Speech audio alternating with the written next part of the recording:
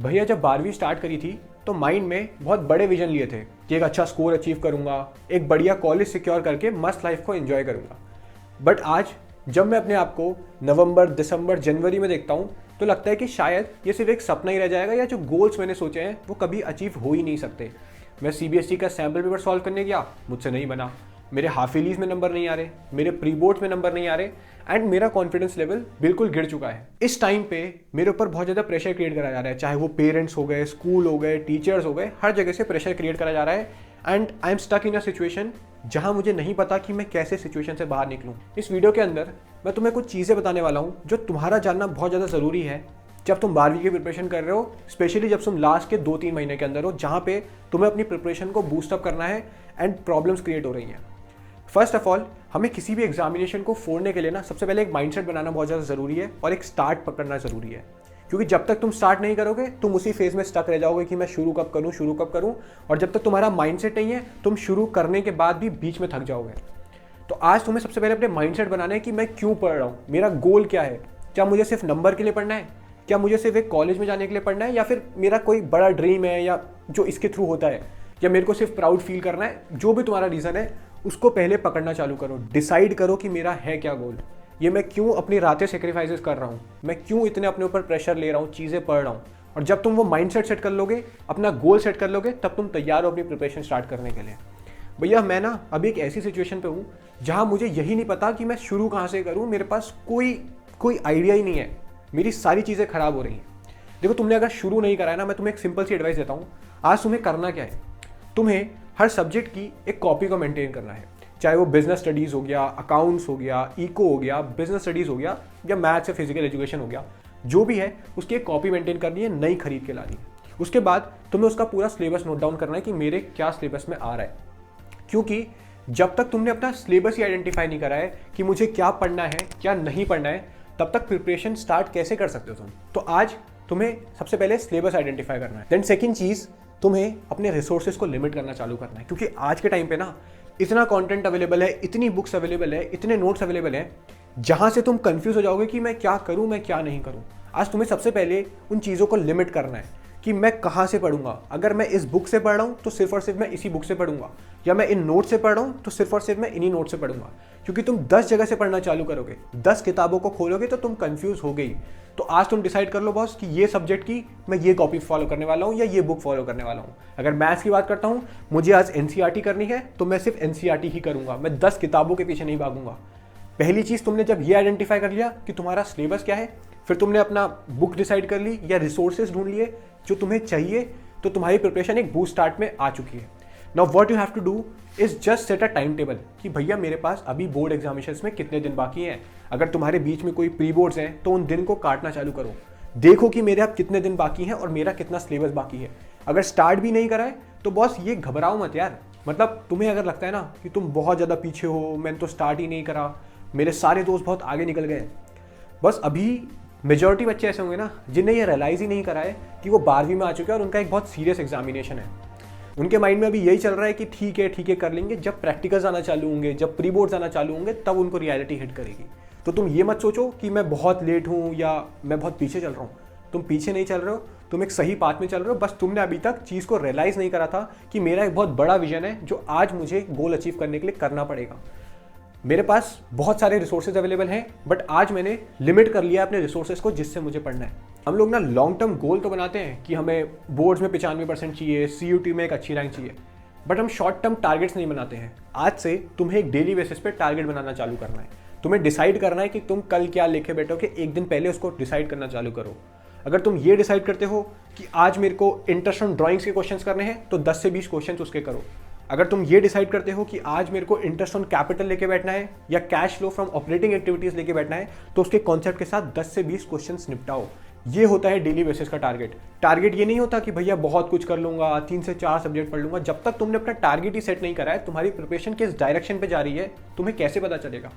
तो आज से तुम्हें डेली बेसिस पे टारगेट बनाना चालू करना है।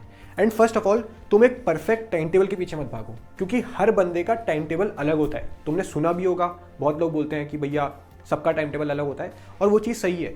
क्योंकि तुम्हारा दिनचर्या क्या है, तुम्हारा लाइफस्टाइल क्या है, वो तुम ही जानते हो। अगर तुम्हारा 8 घंटे स्कूल में जाता है, 2 घंटे ट्यूशन में जाता है या कहीं भी जाता है XYZ, तो तुम्हें पता है कि तुम्हारे पास दिन में कितना टाइम अवेलेबल है।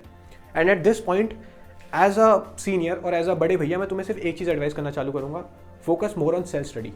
क्योंकि सेल्फ स्टडी से ऊपर कुछ नहीं है बॉस। जब तक तुम खुद एफर्ट नहीं डालोगे ना, हमारे साथ होता क्या पता है, हम लोग कोई लेक्चर तो देख लेते हैं या हम पढ़ तो लेते हैं, और जब साथ में पढ़ रहे होते हैं तब सब समझ में आ रहा होता है, क्वेश्चंस भी बन रहे होते हैं, लेकिन जब खुद सॉल्व करने जाते हैं तो क्वेश्चंस नहीं बनते हैं। और जब डाउट्स आना चालू होते हैं तो हम ना प्रिपरेशन को हल्के में लेना चालू कर देते हैं, हम उससे भागने लग जाते हैं कि नहीं भैया अब तो डाउट आ गया, अब मैं नहीं करूँगा।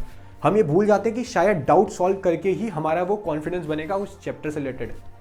क्या तुम्हारे साथ कभी ऐसा हुआ है कि तुमने पूरा चैप्टर कंप्लीट कर लिया हो, बट तुम्हारे माइंड में हमेशा एक अंडर कॉन्फिडेंस रहा है कि अगर इस चैप्टर से क्वेश्चन आ गया तो मैं नहीं कर पाऊंगा? ये इसलिए होता है क्योंकि हम उस चैप्टर में बहुत सारे डाउट छोड़ देते हैं।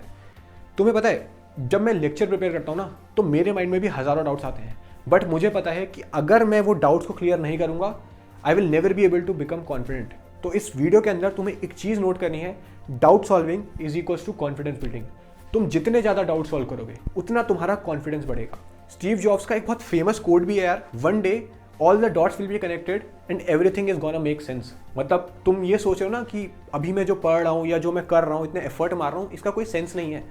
जब तुम्हारा पेपर होगा या जब तुम्हें कोई रिजल्ट आना चालू होगा, तब तुम्हारे वो सारे डॉट्स जो तुम्हारे डाउट्स थे या जो तुम सोच रहे थे कि कोई फायदा नहीं है, वो सब कनेक्ट होना चालू करेंगे और तुम्हें रियलाइज होगा कि मैं बहुत सही सिचुएशन पे आज आ चुका हूँ। तुम्हें पता है, जब मैं इशू ऑफ शेयर से क्वेश्चन करता था तो मैं बहुत ज़्यादा फंसता था, और मैं बोलता हूँ कि मैं एक स्लो लर्नर हूँ और उस चीज़ को मैं एक्सेप्ट करता हूँ, तो मेरे को बहुत ज़्यादा टाइम लगता था, हज़ारों डाउट्स आते थे, मैं टीचर से सॉल्व करवाता था या खुद रिसर्च वर्क करता था। बट उस पॉइंट पे मेरी शायद एक ऐसी हैबिट लग गई जहाँ पे मेरे को रिसर्च वर्क से प्यार होने लग गया, मुझे उस प्रोसेस से प्यार होने लग गया कि मैं इस प्रोसेस के थ्रू चल के स्कोर को अचीव करूँगा।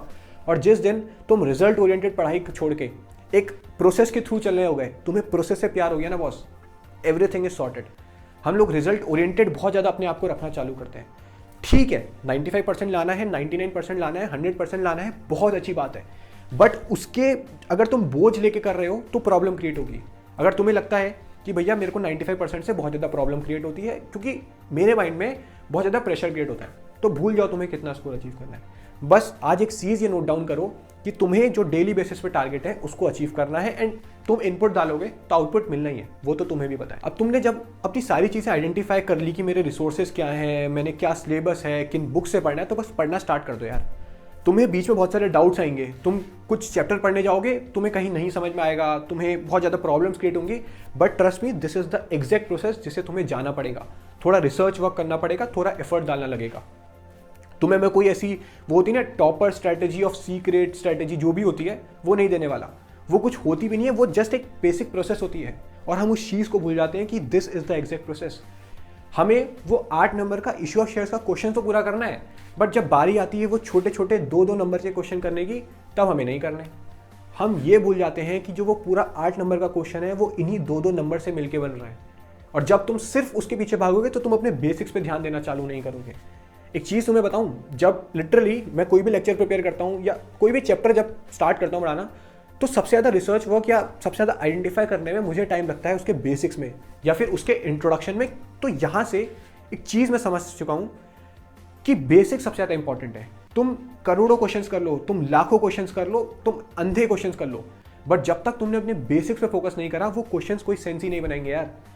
1, 2, 3, 4 क्वेश्चन तुम कितने भी कर लो, डजेंट मैटर, बट जब तक तुम्हें उसका कॉन्सेप्ट नहीं पता है। तुम्हें पता है, मैं बहुत ज़्यादा फंसता था जब मैं इशू ऑफ शेयर्स के वो वाले क्वेश्चन में फंसता था, कैपिटल रिजर्व में अमाउंट कैसे जाना है। मैं लिटरली पागल हो जाता था कि यार डायरेक्ट माइनस कर रहा हूँ तो कभी कभी आंसर सही आ रहा है, बट कभी कभी माइनस करने पर आंसर नहीं आ रहा है कैपिटल रिजर्व का।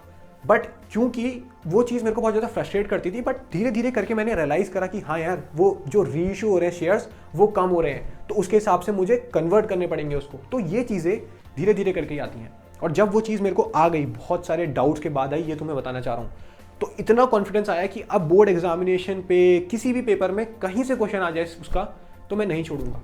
बट क्या इसको अचीव करने के लिए मैंने बहुत सारे सेक्रीफाइसेस नहीं करे, बहुत सारी रिसर्च वर्क नहीं करी, बहुत ज़्यादा एफर्ट्स नहीं मारे, और जब बारी आती है एफर्ट्स मारने की, तब हम भूल जाते हैं कि ये तो सबसे इंपॉर्टेंट चीज़ है। बोर्ड एग्जामिनेशन बहुत टफ नहीं है, बस ये तुमसे कुछ चीज़ें डिमांड करता है, तुम्हारा हार्डवर्क, तुम्हारा एफर्ट, तुम्हारे सेक्रीफाइसेस और तुम्हारा कंफर्ट जोन से बाहर आना। और जो सेक्रीफाइसेस की मैं बात कर रहा हूँ, इसको सही समय पे करो। सेक्रीफाइसेस हर कोई कर लेता है बॉस, बट जो सही समय पे नहीं करता वो सबसे ज़्यादा पछताता है। मेहनत सब करते हैं, बट सही टाइम पे अगर तुमने कर ली तो सबसे ज़्यादा बढ़िया होगा। एक बहुत बेसिक क्वेश्चन पूछते हैं सब लोग, भैया मेरे पास क्या अभी बहुत टाइम है, मैं स्टार्ट करूँगा तो कर सकता हूँ? अबे बहुत टाइम है तो इस चीज़ को ही तो रियलाइज़ नहीं कर रहा। सपोज कर लो तुम्हारा कल बोर्ड एग्जामिनेशन है और तुम्हारी इस लेवल की प्रिपरेशन है, तो तुम्हारे माइंड में क्या चल रहा होगा? अब उसी पॉइंट पे मैं तुम्हें 60 से 70 दिन दे दूं, तो सोचो कि तुम्हारे पास कितना ब्लेंडर में टाइम अवेलेबल है। हम इस नजरिए से नहीं सोचते हैं। वो बोलते हैं ना, ऑप्टिमिस्टिक सोचो। यही चीज पॉजिटिवली देखना चालू करो। तुम्हारे पास मोर देन एनफ टाइम है, बट हाँ, अगर तुम्हें वेस्ट करना है, फालतू बातों में लगाना है, तो शायद टाइम नहीं है। किसी चीज को अचीव करने के लिए ना थोड़े बहुत सेक्रीफाइसेस करने पड़ते हैं, और लिटरली बोलूँ तो थोड़े बहुत नहीं, बहुत ज्यादा। कुछ रातें तुम्हें कम सोना पड़ेगा। भैया 8 घंटे सोना तो बहुत जरूरी होता है। 9-10 घंटे नहीं सोएंगे तो हम कैसे चीजों को रिवाइज करेंगे? उस बात पे मुझे जाना ही नहीं है। क्लियर है? मेरे हिसाब से तुम अगर 4 से 5 घंटा भी सोते हो इफेक्टिवली गहरी नींद में, that is more than enough. और ये भी मैं तुम्हें हमेशा के लिए नहीं बोल रहा हूँ कि रोज सो, बस 2-3 महीने की बात है। अगर यहाँ पे एफर्ट मार लिया तो जब रिजल्ट आएगा तो तुम्हें ही प्राउड फील होगा। तुम्हें पता है जब हम लोग मरेंगे ना, तो हमारे उस मरने के मोमेंट पे हमारा फ्लैशबैक चलेगा कि हमने पूरे ड्यूरेशन अपने लाइफ में क्या करा, क्या क्या अचीवमेंट्स करी, क्या क्या फेलियर्स हिट करे, ये सब हमारा फ्लैशबैक में चलेगा। और सिमिलरली जब तुम बोर्ड एग्जामिनेशन देने जाओगे, तुम्हारे माइंड में यही चलेगा कि मैंने पूरे साल क्या करा। और अगर प्रिपरेशन नहीं करके जाओगे तो तुम्हारे माइंड में यही चलता रहेगा कि काश उस टाइम पे मैं पढ़ लेता। और ये काश वाला टाइम अभी चल रहा है।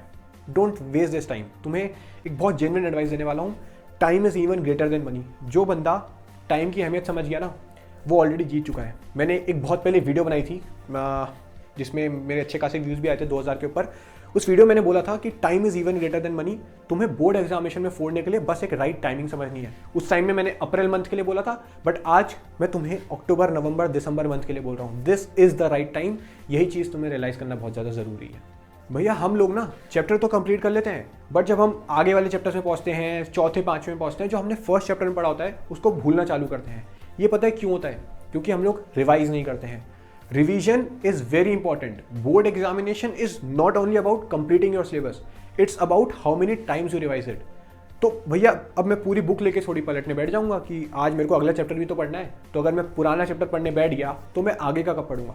नहीं, ये कभी भी रिवीजन का तरीका होता ही नहीं है। चाहे तुम किसी भी टॉपर से पूछ लो, इनफैक्ट बोर्ड एग्जामिनेशन का नहीं, किसी भी टॉपर से, यूपीएससी के टॉपर से, जेईई मेंस के टॉपर से, एक 1 पेजर समरी बनाना चालू कर। 1 पेजर समरी का मैं तुम्हें डिस्क्रिप्शन पे एक लिंक दे रहा हूँ, जिसमें मैंने अपने अकाउंट्स के, बीएसटी के, इको के, फिजिकल एजुकेशन के, इंग्लिश के, मैथ्स के, सबके 1 पेजर समरी बनाई है।